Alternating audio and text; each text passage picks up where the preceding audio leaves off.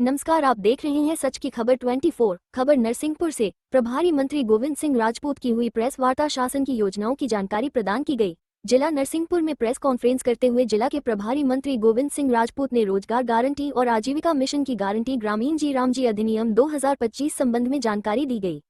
Savitri signature hotel में press conference का आयोजन किया गया, जिसमें जिले के पत्रकार जन उपस्थित रहे। साथ ही बताया गया कि मनरेगा योजना का नाम बदलकर जी राम जी योजना कर दिया गया है, जिसका विरोध कांग्रेस पार्टी कर रही है। मंत्री गोविंद सिंह राजपूत ने कहा कि भाजपा सरकार गरीबों की सरकार है। भारत के प्रधान सेवक ने 2047 तक विकसित भारत का सपना देखा है। वह देश के प्रधानमंत्री द्वारा लगातार प्रेरित किया जा रहा है, जिससे विकसित भारत का सपना साकार हो।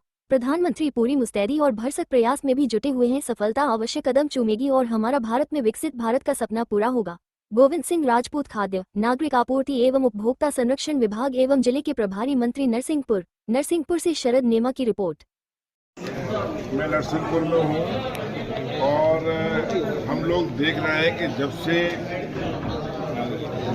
जी राम जी योजना विकसित भारत रोजगार आजीविका मिशन की गारंटी, इसका नाम है हिंदी में, इस योजना के लिए इस गारंटी का जो बिल हम लोगों ने भारत की पार्लियामेंट में पेश किया, उस दिन से ही कांग्रेस अनावश्यक रूप से भ्रम फैला रही है, बिल का विरोध कर रही है। हम लोगों का ये कहना है कि ये बिल जनता की भलाई के लिए है, आम मजदूरों की भलाई के लिए है। कांग्रेस सरकार ने मनरेगा बनाई थी, उसमें 100 दिन का रोजगार, हम 125 दिन का रोजगार देंगे, रोजगार की गारंटी देंगे।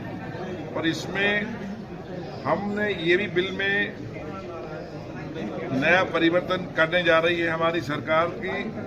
जब किसान की बोनी होती है, वो किसान की कटाई होती है, उस समय मजदूर नहीं मिलते हैं, तो उनको मजदूर मिल सके उस समय मनरेगा का काम बंद रहेगा। इस योजना में बहुत सारे नवाचार भी होंगे, केवल मिट्टी के काम नहीं होगा। मिट्टी के काम के अलावा इसमें सीमेंट रोडी बनेंगे, भवन भी बनेंगे, बहुत सारे वो काम होंगे जो अपेक्षा पंचायतों को है। इसमें पंचायतों को अधिकार दिए जाएंगे कि वो स्वयं अपनी योजना बनाएं।